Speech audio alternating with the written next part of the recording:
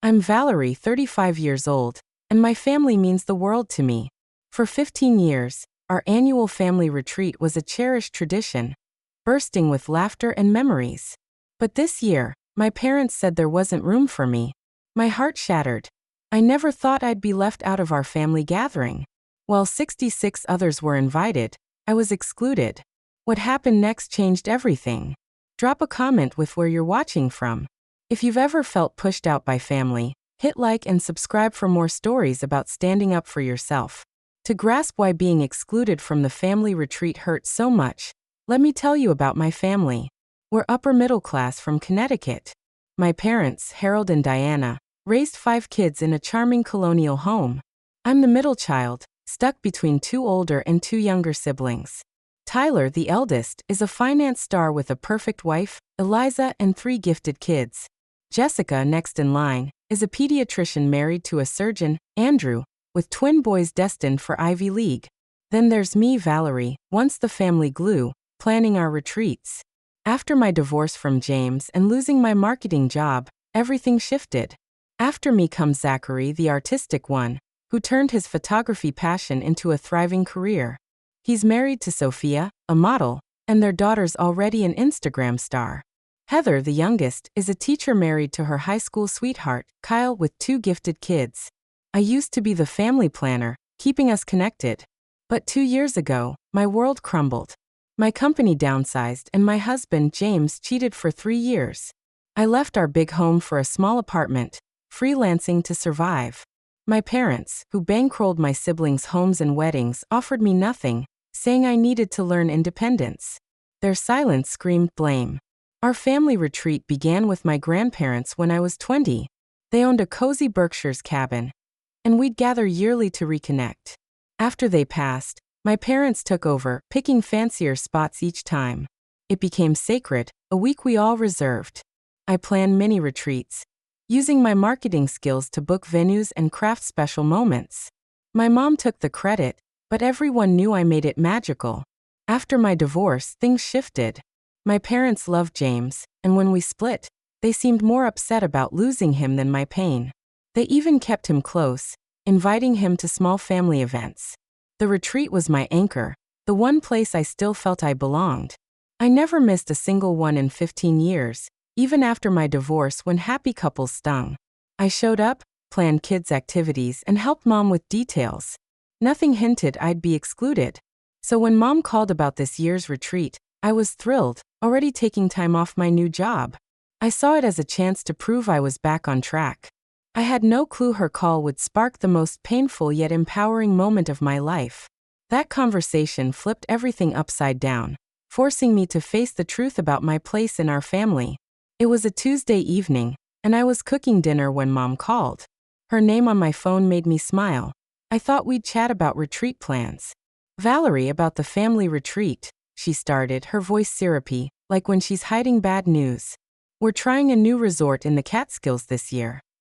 Sounds great, I said, excited. Need me to handle bookings? There was a pause. No, the cabins are limited this year. I stirred my sauce, confused. Limited? Can I book extra rooms? Another pause. We've reserved everything, but there's not enough space for everyone. My heart sank as her words hit home. My spoon froze mid-stir.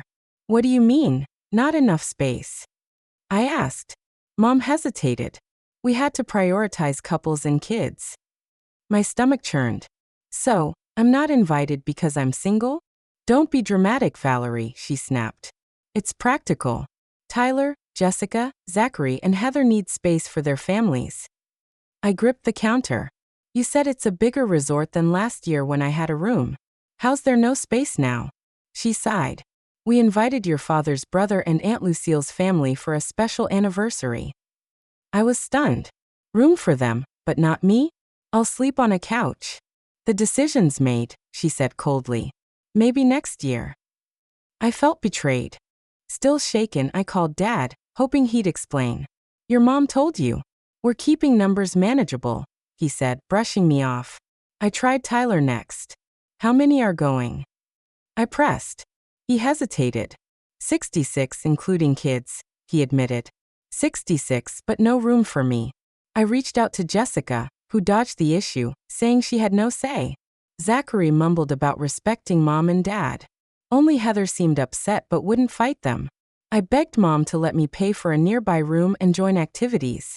She refused, saying my mood would ruin their perfect vibe. They saw me as a problem, the divorced failure who didn't fit their image. The truth hit hard. I was the family's outcast, the divorced middle child who tarnished their perfect image. What stung most was learning my parents lied to relatives, saying I couldn't make it. Not that they uninvited me. They hid their betrayal. As the retreat neared, social media became torture. Jessica posted about buying retreat supplies. Tyler shared his kids' excitement for the biggest family gathering yet. Each post was a reminder of my exclusion. I felt erased, like I didn't belong anymore. But that pain sparked something in me. A resolve to reclaim my worth and show them I'm more than their disappointment. I watched the family group chat light up with retreat plans until someone realized I was still included and made a new one without me. Then Heather slipped up, sending me a photo meant for the new chat. It showed the retreat schedule, and at the bottom, I saw room assignments. Cabin 7 listed Jessica, Andrew, twins plus James guest. My ex-husband, who betrayed me, was invited, while I was told there's no space. That night, alone in my apartment, I broke down completely. Learning James was invited to the retreat crushed me, worse than anything since my divorce. I paced my apartment all night, torn between shock, pain, and rage. By morning, drained and hollow, I called in sick and booked an urgent session with my therapist, Dr. Laurel. They invited James but said there's no room for me. I told her, voice numb. 66 people, including my ex, but not me. Dr. Laurel's eyes showed concern, though her face stayed calm. Valerie, this fits the pattern we've discussed. Your family values image over authenticity. This is a painful example of that. Dr. Laurel was spot on. We talked about my family's obsession with perfection and appearances over real feelings. My divorce messed up their flawless image, making me the odd one out. I missed so many signs, I admitted. Last Thanksgiving, Mom stuck me at the kids' table. At Christmas, everyone got thoughtful gifts, but I got a generic gift card. When I hosted dinner, only Heather came, and she bailed early. Dr. Laurel nodded. You said your mom blamed you for the divorce, despite James's cheating. Any other times they implied it was your fault? Memories flooded back. Jessica hinting I neglected James, Dad asking if I'd let myself go, Eliza suggesting I should have tried harder to save the marriage. Dr. Laurel's question stirred up painful memories.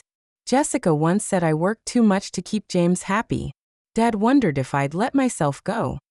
Eliza asked why I didn't try counseling, as if I should have ignored his affair. After therapy, I felt raw but clearer. I called Jessica during her lunch break. I know James is going to the retreat as your guest, I said bluntly. She stammered, then defended it. He's still family, Valerie. The kids love him, and he's close with Andrew. He cheated on me for 3 years, I shot back. How's that not personal? Jessica whispered harshly. Your negativity drags everyone down. James is fun. You make everything about your problems. Jessica's words cut deep, echoing my worst fears. My negativity? I said. I lost my husband and job, Jessica. Sorry, I'm not all smiles while rebuilding. It's been 2 years, she snapped. We all have issues, but we don't make them our identity. I hung up and scrolled Instagram, torturing myself. Mom posted about retreat prep, gushing about the whole family. Tyler's wife shared their kids' retreat outfits. My cousin Danielle bragged about the epic Watson family gathering I wasn't invited to.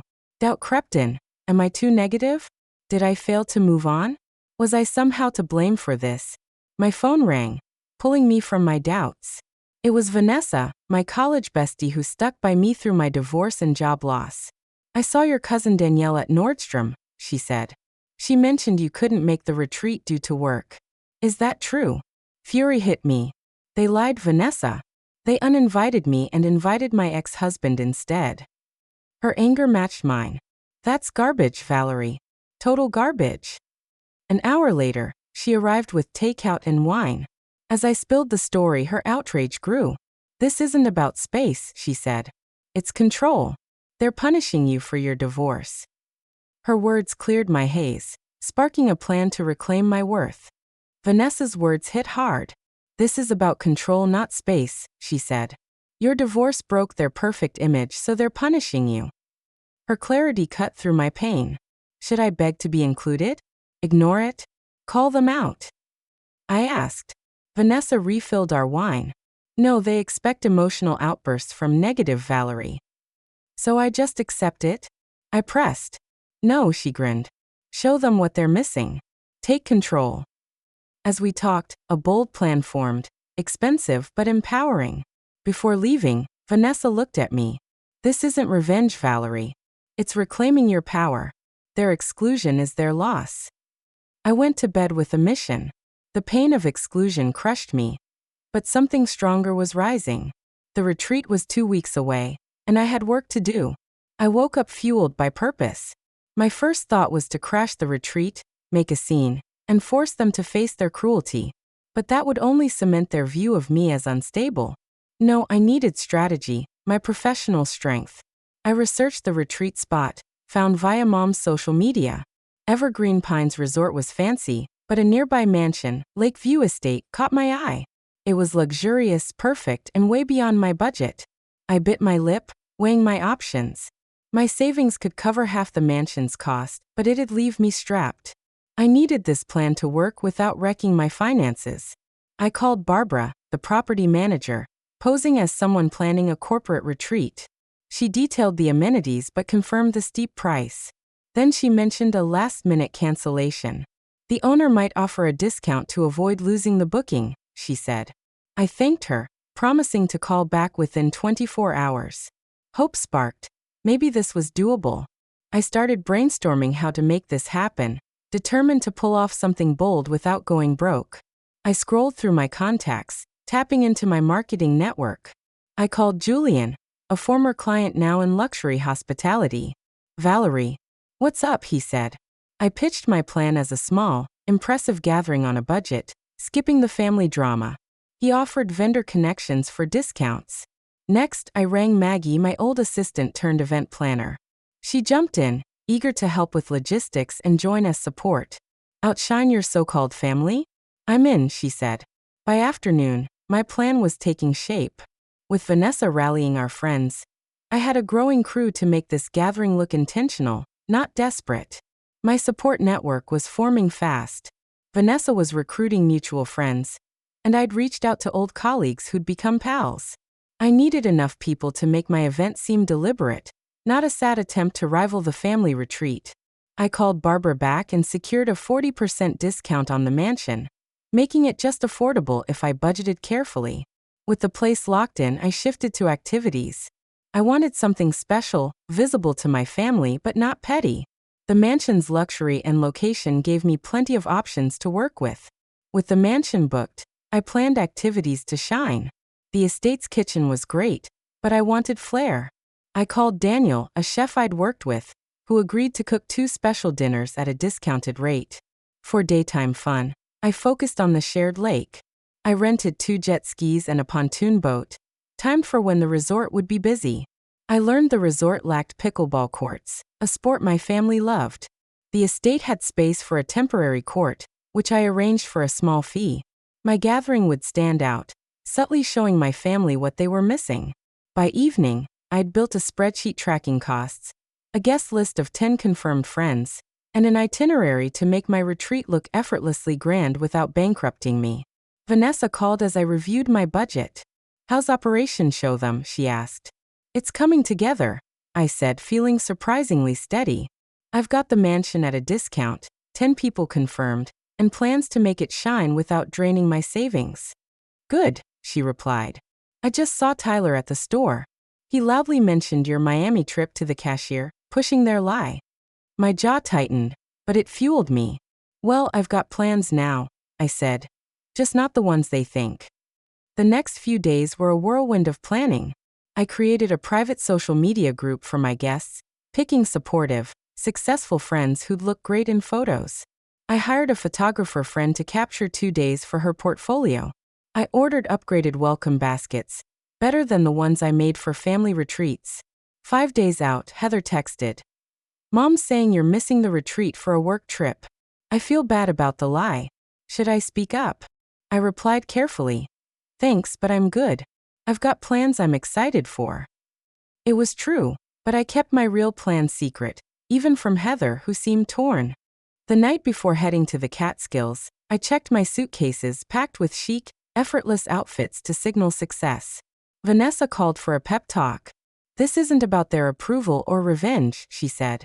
It's about your dignity, refusing to be erased. What if it flops?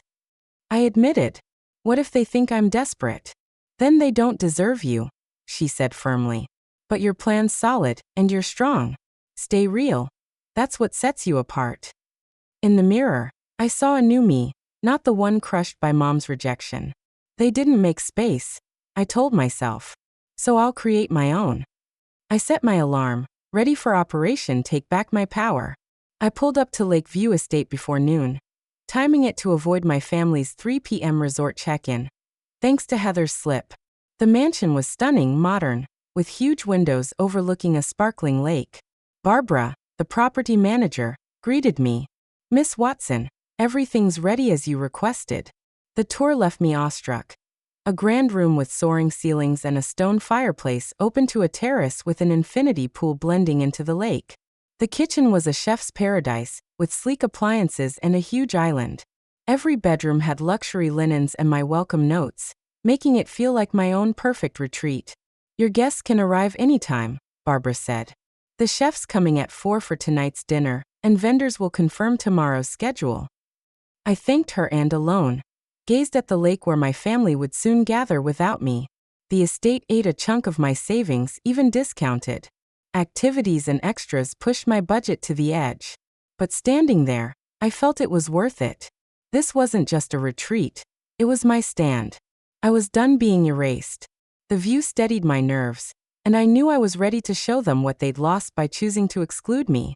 My friends trickled in by 2. Vanessa arrived first, then Maggie and Paul, followed by Julian and Stephen. By 4, all 10 guests were here, marveling at the estate and buzzing for the week. I'd chosen carefully. Julian and Stephen's charm would impress even my parents. Maggie and Paul brought fun. Lindsay, a social media influencer, would share our story online. I shared the truth. My family uninvited me from their retreat next door, claiming I'm in Miami. Their loss, Julian said, toasting. This is genius, Vanessa added. Not revenge, I clarified, but refusing to be invisible. If we see them, we're polite, confident, and thriving. Dinner was magic. Daniel's multi-course meal, made with local ingredients, lit up the terrace as the sun set over the lake. Laughter rang out, and for the first time since Mom's call, I felt joy. Lindsay's post captured it all, tagging me and the estate. I knew my family would soon see I wasn't in Miami but right here. Conversation flowed, and my friends' support wrapped around me like a shield. This wasn't about proving a point. It was about living fully, visibly. If my family saw us, fine. If not, I was still here, reclaiming my space, surrounded by people who truly cared. Sunday morning, we savored breakfast before kayaking.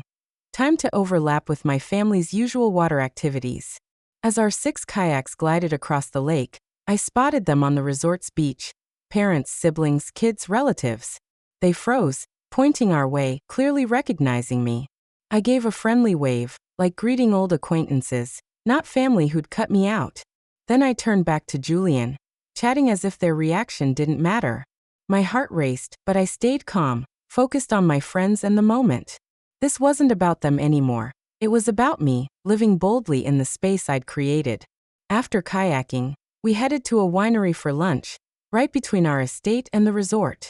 As we sat on the terrace, I saw Mom, Jessica, and my aunts nearby. Mom's shock turned into a fake smile. Jessica looked mortified. Valerie, I thought you were in Miami. Mom said brightly. I strolled over, calm and confident. Plans changed. I rented Lakeview Estate with friends. Funny, we're neighbors. Aunt Lucille frowned. Diana, you said Valerie was busy with work. Mom flushed. A misunderstanding, she mumbled. I introduced my impressive friends, showing I wasn't the negative Valerie they claimed. Enjoy lunch, I said, walking away, feeling victorious. Vanessa squeezed my arm as we left. You nailed it. Your mom looked like she ate a lemon. Jessica couldn't even look at me, Maggie added. By afternoon, my phone buzzed. Heather texted. You're here? Can we talk? Tyler. Mom's freaking out. Dad, what are you playing at, Valerie? I replied warmly to Heather, ignored Tyler, and told Dad I was just vacationing with friends. That evening, our pontoon boat anchored near a busy swim spot with music and floating chairs. My nieces and nephews begged to see Aunt Valerie's cool boat. Zachary paddleboarded over with Maya, eyeing our setup.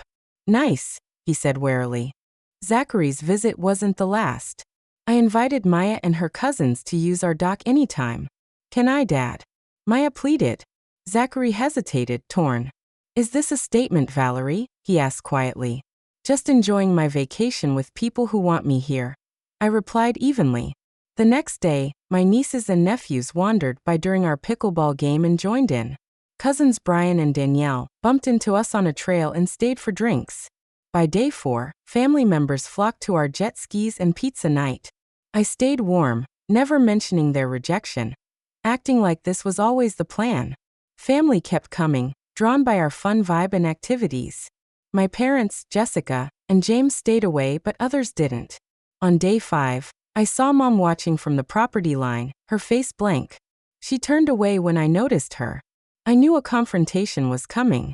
That evening, as we prepped for Daniel's gourmet barbecue, the doorbell rang. Mom stood there, stiff and uneasy. Can we talk privately? She asked. I led her to a quiet terrace corner, away from my friends setting up. Want a drink? I offered, staying gracious. No, she snapped. What are you doing, Valerie? I stayed calm. Having a vacation. Is that a problem? Her accusation was sharp, but I was ready. Mom's eyes flashed. You picked this place next to our retreat after we said there was no room. This, she waved at the estate, is meant to disrupt us. I breathed evenly. I chose Lakeview because it's gorgeous and available. It being near your retreat just makes it easy for family to visit both. Her voice sharpened. You're pulling people from our activities. Zachary's kids missed our photo session for your jet skis. I met her gaze. I'm not luring anyone. They're choosing to come because we're having fun. I'm just hosting my friends, Mom, like you're hosting yours. The air crackled with her unspoken frustration. They chose to come, I said. Maybe ask why they prefer it here. Mom's face reddened. You're bribing them with fancy toys to make us look bad. Her words stung, but I stayed calm. I invited friends for a vacation and welcomed family who stopped by. If you feel bad, that's on you. You should care about James's feelings, she snapped. That hit me. James's comfort trumped mine. I don't care how James feels, I replied. Just like you didn't care when you excluded me for him. She insisted James was family, adored by the kids. He cheated for 3 years, Mom. Yet I'm the failure in your story. Her face hardened. Anger flared, but I kept steady. James had a 3-year affair, Mom.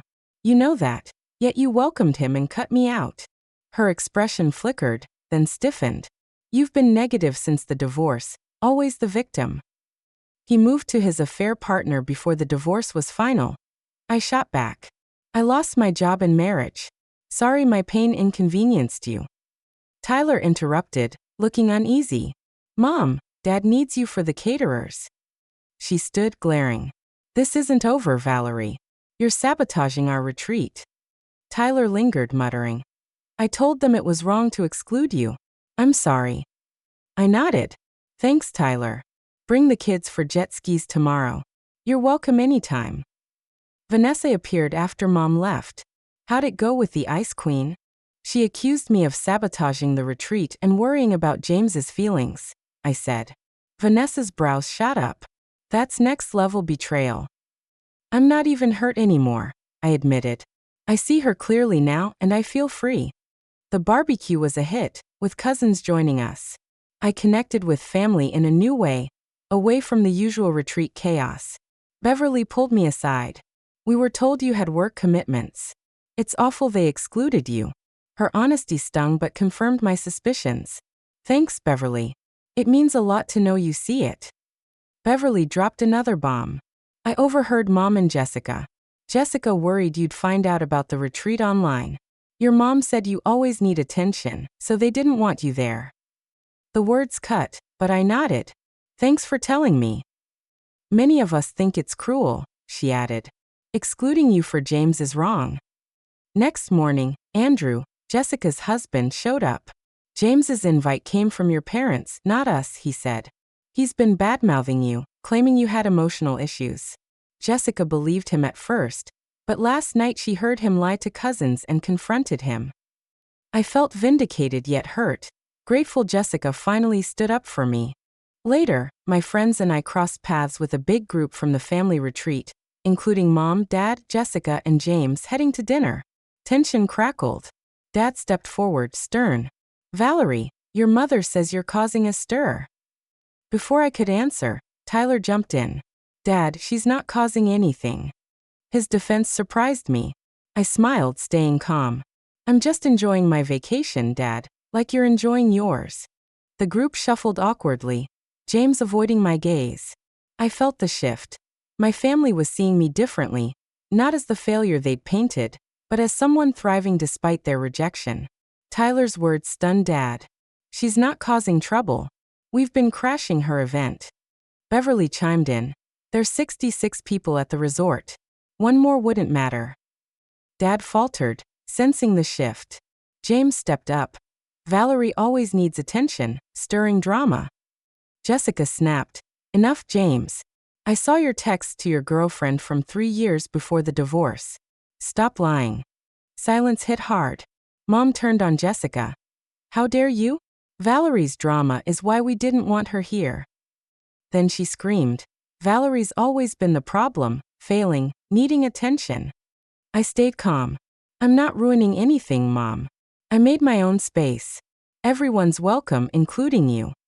I walked away, my friends beside me.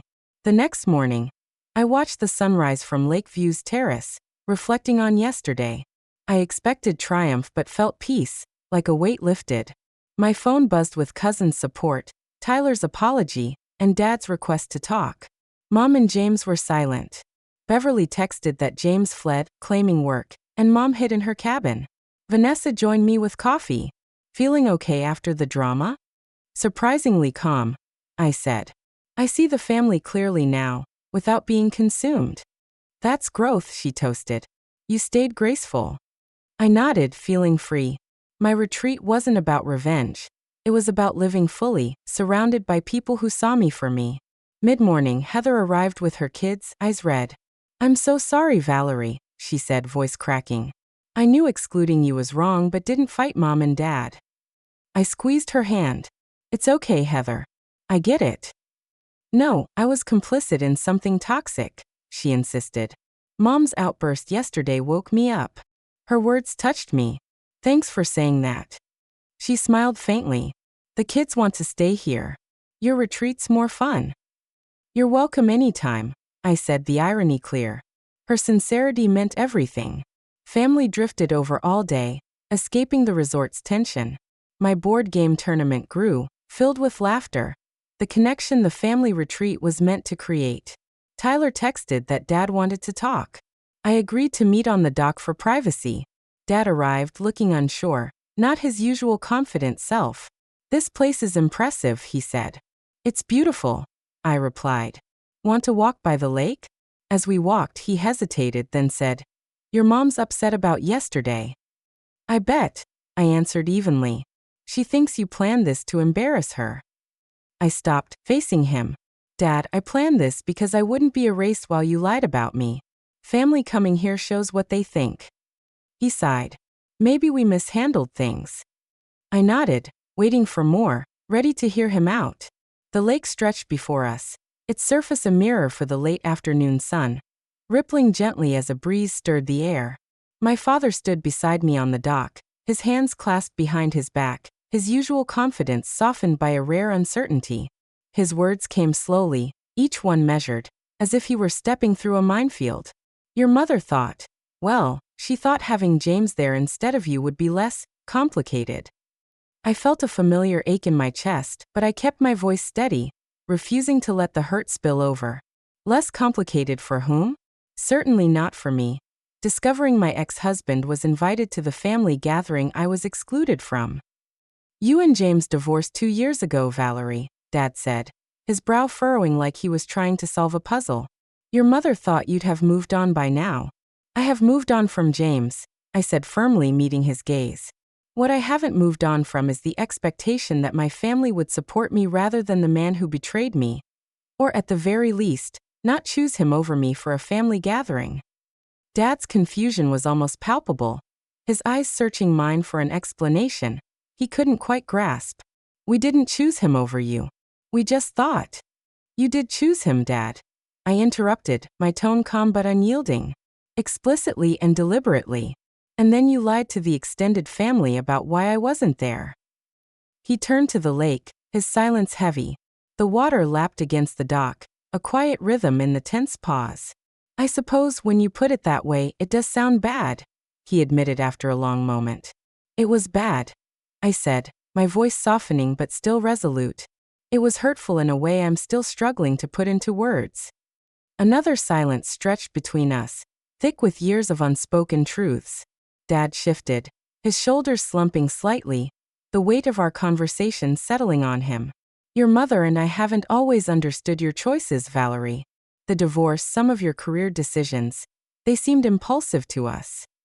My divorce wasn't a choice or an impulse, I said, holding his gaze. It was a response to betrayal. And my career changes? Those came after losing a job I loved during a major economic downturn.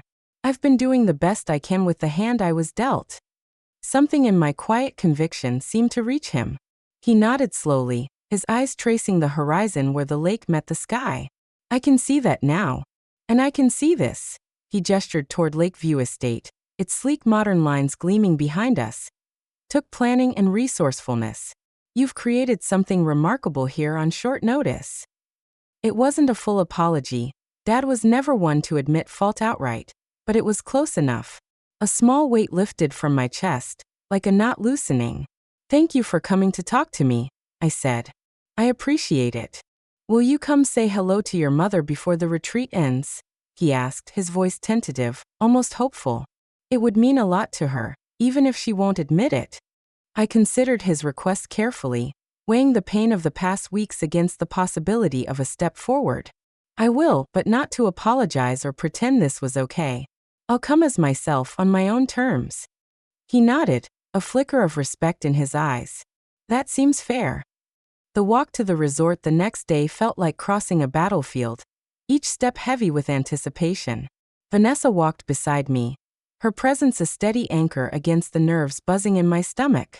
The Evergreen Pines Resort loomed ahead, its rustic charm a contrast to the sleek luxury of Lakeview Estate. My mother sat on the main lodge's deck, a book open but untouched in her lap, her posture stiffening as she saw me approach. Her face settled into a guarded mask, her eyes narrowing slightly. Mom, I greeted, keeping my voice even as I sat across from her. Valerie, she replied, her tone cool and measured, like she was bracing for a fight. Your father said you might stop by.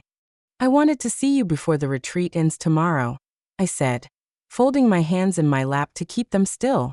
She closed her book with a deliberate snap, her eyes narrowing further. I suppose you feel you've won. I shook my head, keeping my gaze steady. This was never about winning or losing, Mom. It was about refusing to be erased. Her fingers tightened on the armrests, her lips a thin line. You've turned the family against me, made me look like the villain. I haven't turned anyone against you. I countered, my voice calm but firm. I created my own space when you made it clear there was none for me in yours. Everything else is the consequence of your choices. Her silence was heavy, her jaw set against the backdrop of the lake. I don't expect you to understand or approve, I continued. But I hope someday you'll see that excluding your child while welcoming the person who hurt them isn't what family does. Her eyes met mine, glistening with unshed tears, a rare crack in her composure. You've always been so different, Valerie. So determined to do things your own way. It made it hard to know how to be your mother. Her words hit like a quiet thunderclap. Not an apology, but a raw admission of the chasm between us.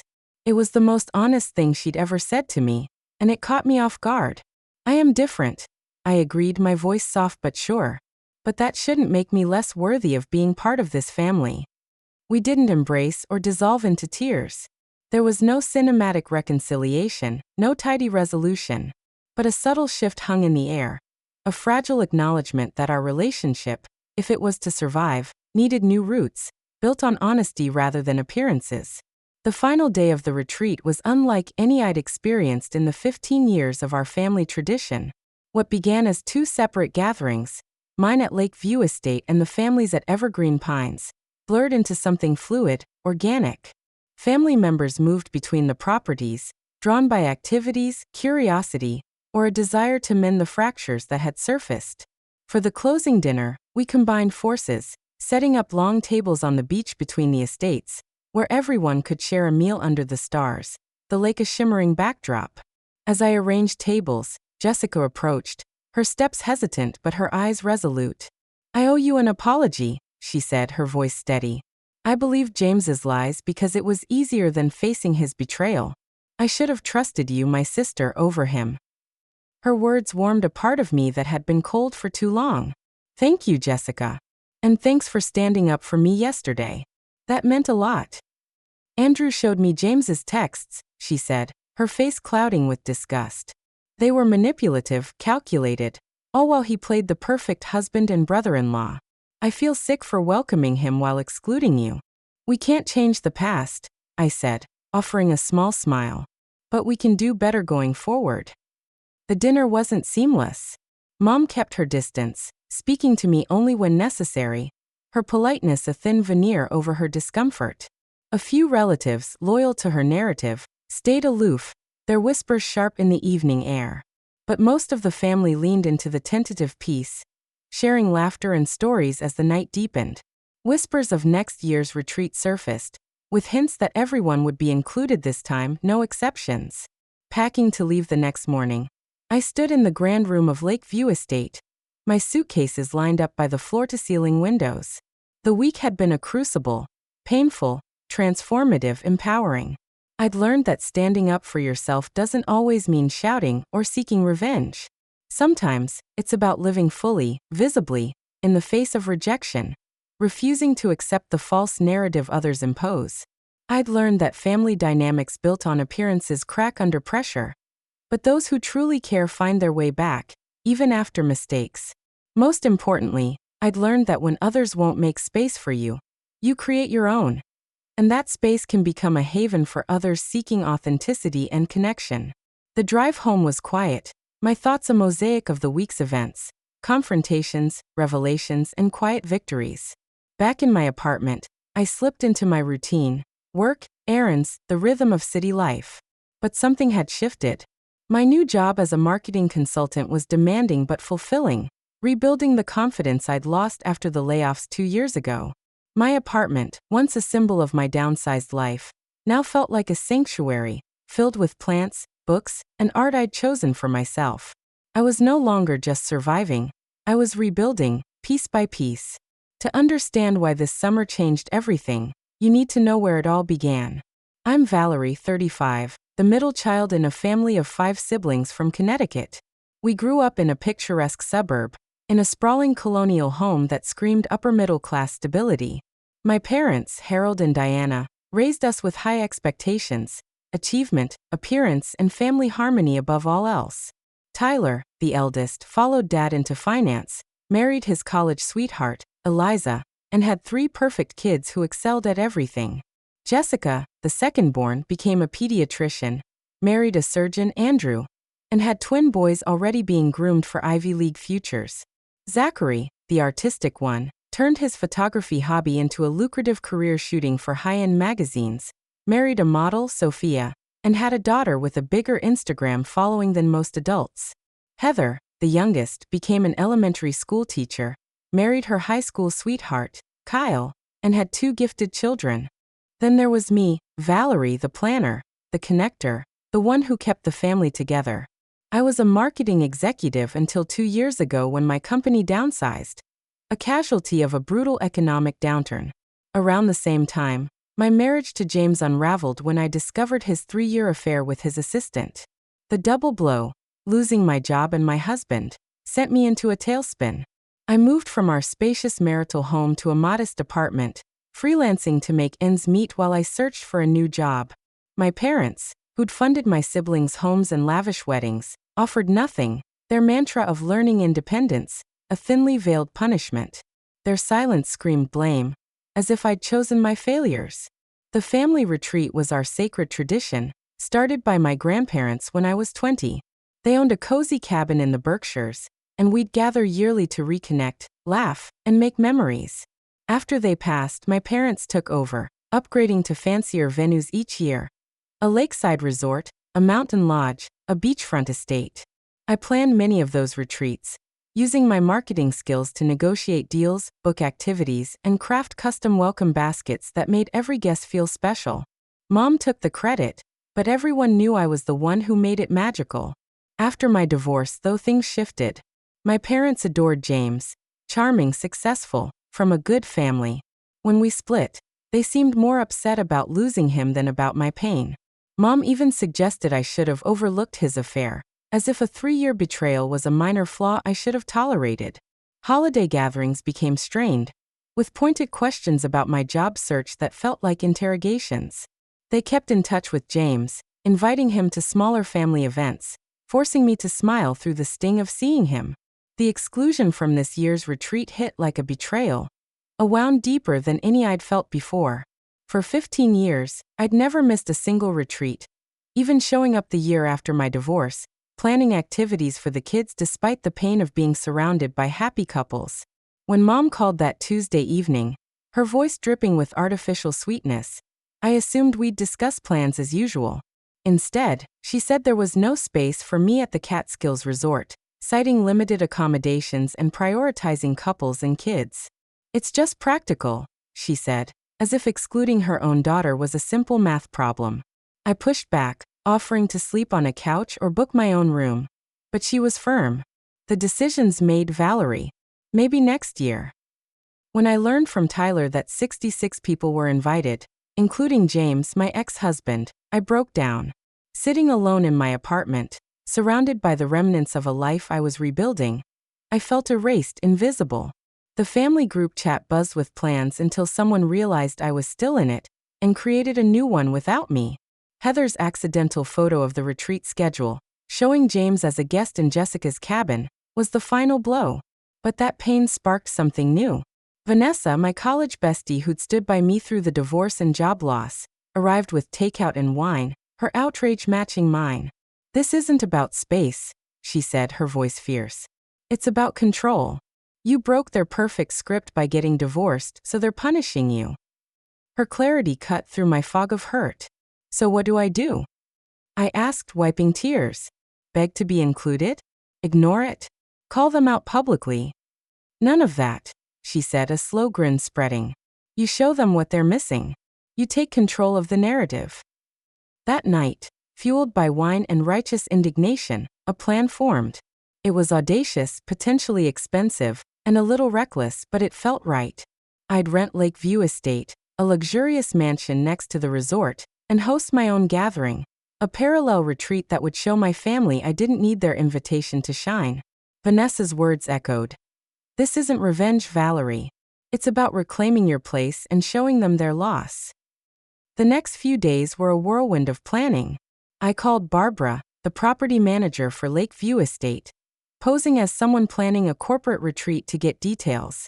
The mansion was stunning, 8 bedrooms, an infinity pool, a chef's kitchen, a private dock, but the cost was daunting. My emergency savings could cover half a week, but it'd leave me vulnerable. Then Barbara mentioned a last-minute cancellation. "The owner might offer a discount to avoid losing the booking," she said. I promised to call back within 24 hours, hope flickering. I dove into my contacts, tapping into my marketing network. Julian, a former client now in luxury hospitality, offered vendor connections for discounts. "Valerie, anything for you," he said warmly. Maggie, my former assistant turned event planner, volunteered to handle logistics and attend as moral support. Outshine those people who call themselves your family? I'm in, she said. Vanessa rallied mutual friends, and by mid-afternoon, I had 10 confirmed guests, successful, fun, photogenic friends who'd make my retreat look intentional, not desperate. I called Barbara back and negotiated a 40% discount, making the mansion just affordable if I was careful. With the venue secured, I planned activities to stand out without seeming petty. I hired Chef Daniel for 2 special dinners at a friends and family rate. I rented jet skis and a pontoon boat, timed for when the resort would be busy, ensuring my family would see us. Learning the resort lacked pickleball courts, a sport my family was obsessed with, I arranged a temporary court at Lakeview for a reasonable fee. Every detail was strategic, designed to show I was thriving, not wallowing. The night before leaving, I packed carefully, chic, effortless outfits that signaled success without screaming effort. Vanessa called for a final pep talk. This isn't about their approval or making them feel bad, she said. It's about your dignity, refusing to be erased. What if it backfires? I admitted, voicing my fear. What if they see it as proof I'm desperate? Then they're not worth your energy, she said firmly. But your plan's solid and you're strong. Stay genuine. That's what sets you apart. In the mirror, I saw a new me, not the one who'd crumbled at Mom's rejection, but one with fire in her eyes and a set jaw. They didn't make space, I told my reflection. So I'll create my own. I set my alarm for an early departure, ready for Operation Take Back My Power. Arriving at Lakeview Estate just before noon, I was awestruck. The mansion was a modern masterpiece, floor-to-ceiling windows overlooking a crystal blue lake, an infinity pool blending into the horizon, a chef's kitchen gleaming with possibility. Barbara gave me a tour, and I struggled to stay composed. The great room, with 20-foot ceilings and a stone fireplace, opened onto a terrace that seemed to float above the water. Each bedroom was prepped with luxury linens and my custom welcome notes. This was my stage, my chance to rewrite my story. My friends arrived by 2, their excitement infectious. Vanessa came first, followed by Maggie and her husband, Paul, then Julian and his partner, Stephen. By 4, all 10 guests were there, marveling at the estate and buzzing for the week ahead. I'd chosen carefully. Julian and Stephen's charm would impress even my status-conscious parents. Maggie and Paul brought infectious energy. Lindsay, a social media influencer, would ensure our retreat looked enviable online. I gathered everyone in the great room, sharing the full context I'd only hinted at in invitations. My family uninvited me from their retreat next door, lied about why, and invited my ex-husband instead. I'm not hiding, but I'm not confronting them either. We're here to have fun, to live well, and to show I'm not invisible. Their loss is our gain, Julian said, raising a glass. This place is incredible, Valerie. What they did is cruel, Vanessa added. But your response is genius. Living well is the best response. I smiled, shaking my head. This isn't about revenge. It's about refusing to be erased. If we cross paths with them, we're polite, confident, and having a genuinely good time. The welcome dinner was magical. Chef Daniel's multi-course meal, crafted with local ingredients, unfolded on the terrace as the sun set over the lake. Laughter echoed across the water. And for the first time since Mom's call, I felt truly happy. Lindsay's social media posts captured every moment. Candlelit tables, clinking glasses, my friends' smiles, tagging me and Lakeview. I knew it was only a matter of time before my family saw I wasn't in Miami, but practically next door. The next morning, we enjoyed a leisurely breakfast before kayaking, time to overlap with the resort's usual water activities. As our 6 kayaks glided across the lake, I spotted my family on the beach, parents, siblings, kids, relatives. Their body language shifted as they recognized me. Sudden stillness, pointing in our direction. I waved casually, like greeting acquaintances, then turned back to Julian, refusing to let their reaction define my moment. My heart raced, but I stayed calm, laughing with my friends as we paddled on. Our next encounter was unplanned but electric. After kayaking, we headed to a winery bordering both properties for lunch. As we settled on the terrace, I saw Mom, Jessica, and my aunts being seated nearby. Mom's shock morphed into a brittle smile. Jessica looked like she wanted to vanish. Valerie, Mom exclaimed with false brightness. I thought you were in Miami for work. I approached their table, my confidence a quiet shield, my friends within earshot. Change of plans, I said smoothly. I rented Lakeview Estate with some friends instead. What a coincidence, we're practically neighbors this week. Aunt Lucille frowned, confused. But Diana, you said Valerie couldn't make it because of work. Mom's flush was deeply satisfying. There must have been a misunderstanding, she mumbled. We thought Valerie was busy. I was never too busy for family, I said pleasantly. Anyway, I should introduce you to my friends. We're having an amazing time at Lakeview. I brought over Julian, Stephen, and Lindsay, their charm and success a stark contrast to the negative label my family had pinned on me. Mom's eyes widened as Julian mentioned his executive role, and Lindsay referenced her social media following. Enjoy your lunch, I said, returning to my table. Vanessa squeezed my arm as we Saturday. You were perfect. Your mom looked like she swallowed a lemon. Jessica couldn't even make eye contact, Maggie added, grinning. She knows what they did. News of my presence spread like wildfire. My phone buzzed with texts, Heather wanting to talk, Tyler saying Mom was freaking out, Dad accusing me of causing a stir. I responded warmly to Heather, ignored Tyler, and told Dad I was simply enjoying a vacation with friends. That evening, we anchored our pontoon boat near a popular swimming spot, complete with music, drinks, and floating lounge chairs. My nieces and nephews spotted us, begging their parents to see Aunt Valerie's cool boat. Zachary paddleboarded over with his daughter, Maya, eyeing our setup warily. This is quite the spread, he said, glancing at the drinks and snacks. We're keeping it simple today, I replied. Tomorrow we have jet skis. Maya, you and your cousins are welcome to use our dock anytime. We have plenty of space. Her eyes lit up. Can I, Dad? Please. Zachary looked torn, caught between Maya's excitement and loyalty to our parents. We'll see, he hedged, then lowered his voice. Is this some kind of statement, Valerie? No statement, I said, meeting his gaze. Just enjoying my vacation with people who actually want me around. The next day, the boundaries blurred further. My teenage nieces and nephews wandered by during our pickleball tournament and joined in, their laughter filling the air. Cousins Brian and Danielle bumped into us on a hiking trail and stayed for drinks at Lakeview. By day 4, family members flocked to our jet skis, pickleball court, and pizza night, drawn by the relaxed vibe. I welcomed everyone, never mentioning the rejection, acting as if this parallel gathering was always the plan. On day 5, I saw Mom watching from the property line, her expression unreadable. She turned away when I noticed her, but I knew a confrontation was brewing.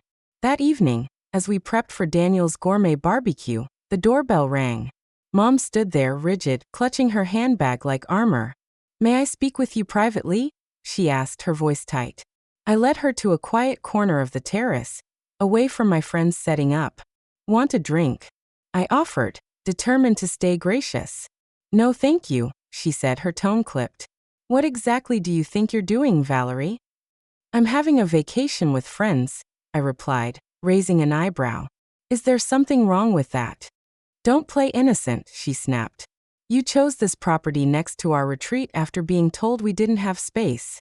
This display, she gestured toward the estate, is meant to disrupt our gathering. I took a measured breath. Mom, I chose Lakeview because it's beautiful and was available. It being near your retreat makes it convenient for family to visit both. I'm not luring anyone. They're choosing to come because we're having fun. Her eyes flashed. You're pulling people from our activities. Zachary's kids missed our photo session for your jet skis. I extended an open invitation, I said. Maybe ask why so many prefer it here. Her face reddened. You're bribing them with expensive toys to make us look bad. Her words stung, but I refused to flinch. I invited friends for a vacation and welcomed family who stopped by. If you feel bad, that's your conscience talking. Your conscience should be troubled, she shot back. You know James is here. How do you think he feels seeing you parading next door? There it was, the real issue. James's comfort mattered more than mine. I don't care how James feels, I said calmly. Just like you didn't care how I'd feel being excluded while my ex-husband was welcomed. James is still part of this family, she insisted. The children adore him, and he's maintained relationships with your siblings. We couldn't uninvite him just because you couldn't make your marriage work. Anger flared, but I kept my voice steady. My marriage ended because James had a 3-year affair, Mom, something you know well. Yet, in your narrative, I'm the one who failed. That justified excluding your daughter, while welcoming the man who betrayed her. Her expression wavered, then hardened. You've been negative since the divorce, always the victim, dragging everyone down. James moved on gracefully. Why couldn't you? Moved on gracefully? I said, incredulous. He moved to his affair partner before the divorce was finalized. And yes, I struggled after losing my marriage and job. I'm sorry my pain was inconvenient for your perfect family image. Tyler interrupted, looking uneasy. Sorry, Mom. Dad needs you for the caterers. This isn't over, Valerie, she said, standing with sharp movements. You're sabotaging our retreat, and I won't stand for it. Tyler lingered, shifting awkwardly. I told them it was wrong to exclude you. I should have pushed harder. I'm sorry. His apology caught me off guard. Thank you, Tyler. Bring the kids for jet skis tomorrow. You're welcome anytime. Vanessa appeared after Mom left. How'd it go with the Ice Queen? She accused me of sabotaging the retreat and worrying about James's feelings, I said, exhaling. But I'm not hurt anymore. I see her clearly now, and I feel free. The confrontation I'd anticipated came the next evening. Crossing paths with a large group from the resort, Mom, Dad, Jessica, James, and others, tension crackled. Dad stepped forward, stern. Valerie, you're causing a stir. Before I could respond, Tyler spoke up. She's not, Dad. We're crashing her event. Beverly added. There's 66 people at the resort. One more wouldn't have mattered. James sneered, classic Valerie, always needing attention. Jessica cut him off, her voice sharp. Enough, James. I saw your text to your girlfriend, from 3 years before the divorce. Stop lying. Silence fell, heavy and shocked. Mom turned on Jessica. How dare you? Valerie's drama is why we didn't want her here. Then she screamed, her voice raw. Valerie's always been the problem, failing, needing attention. She couldn't keep her marriage or job, and now she's ruining our retreat out of spite. Her outburst stunned everyone. Eyes turned to me, waiting. I looked at Mom, feeling not just hurt but a strange compassion. She was trapped in her need for control, her obsession with perfection. I'm not here to ruin anything, I said quietly. I'm here because I refuse to be erased. I made my own space, and everyone's welcome, including you. I turned and walked toward Lake View, my friends beside me, the family narrative cracking like thin ice. The next morning, I sat on Lakeview's terrace, watching the sunrise paint the lake gold. I'd expected triumph, but I felt peace, like a burden I'd carried for years had lifted. My phone buzzed with support. Cousins, Tyler's apology, Dad's request to talk. Beverly texted that James had fled, claiming a work emergency, and Mom had retreated to her cabin, skipping dinner. Heather arrived mid-morning with her kids, eyes red from crying. I'm so sorry, Valerie, she said, her voice breaking. I knew excluding you was wrong but was too scared to fight Mom and Dad. I squeezed her hand. It's okay, Heather. I understand. No, I was complicit in something toxic, she insisted. Mom's outburst yesterday woke me up. Her sincerity touched me. Thank you. It means a lot. The kids want to stay here, she said, smiling faintly. They say Aunt Valerie's retreat is more fun. You're welcome anytime, I said, the irony clear. We have plenty of space. Family drifted over all day, escaping the resort's tense atmosphere. Our board game tournament swelled to 20. The laughter and connection the retreat was meant to foster. Dad arrived late afternoon, looking older, diminished. We walked along the shoreline, the lake a quiet witness. Your mother's upset about yesterday, he said, clearing his throat. I imagine she is, I replied neutrally. She thinks you planned this to embarrass her. Dad, I planned this because I refused to be excluded while you lied about me, I said, stopping to face him. Family coming here speaks for itself. He sighed heavily. Perhaps we mishandled things. It was enough, an acknowledgement, not groveling. The combined dinner that night was a testament to the shift. Family mingled, laughed, planned for next year. Mom stayed distant, but the tide had turned. Back home, life took on new color. My job as a marketing consultant thrived, landing me a major client, a startup with a bold vision. My apartment became a sanctuary, filled with plants, art, and books that reflected me. Dad's calls became regular, our lunches in the city a bridge to something real. Over sandwiches at a corner deli, he listened to my work updates, saying, "You've always been good at what you do." It was a small validation, but it mattered. Jessica and I started texting more, sharing life's small moments. She invited me to dinner with her and Andrew, and for the first time since the divorce, we felt like sisters, not competitors. Tyler brought his kids to my place one weekend, their laughter filling my living room as we played board games. Heather reached out too, her apology deepening our bond. Mom was the slowest to change, her emails polite but cautious. One day, she sent a marketing article, adding, "Thought this might interest you." It was a small gesture, but a start. I responded warmly, giving her space to find her way.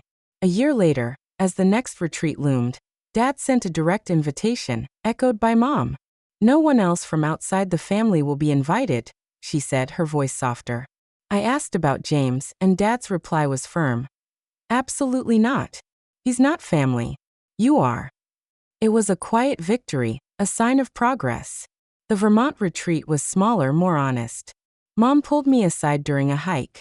"I've been thinking about what you said about making space," she admitted. "I didn't understand then, but I'm trying now." I hugged her, and though she stiffened, she hugged back, a fragile step forward. I started a new tradition with my Lakeview crew, Vanessa, Maggie, Julian, and others. Our first getaway was a weekend in the Hamptons, filled with beach walks, late-night talks, and laughter that felt like home. These were my chosen family, the ones who'd shown up when it counted. I reconnected with cousins like Beverly, meeting for coffee and swapping stories about life beyond the family's expectations. These bonds, forged in the aftermath, were raw and real. Work flourished, my confidence growing with each project. I wasn't just the divorced middle child. I was Valerie, the woman who turned pain into purpose. That summer was a crucible, forcing me to face my family's flaws and my own fears of being unlovable. Creating Lakeview wasn't just about proving a point. It was about proving to myself I could thrive, even when doubted. I learned standing up can be quiet, living joyfully, visibly, despite rejection. I learned family built on appearances fractures, but love finds a way back. Most importantly, I learned to create my own space when none is offered, and that space can draw others seeking truth. If you felt erased, know you can carve your own place, a gathering, a passion, a stand for your worth. Share your story below. How did you reclaim your space? If this resonated, like, subscribe, and share with someone who needs to hear it's okay to shine. Thanks for joining me. Here's to spaces where we all belong.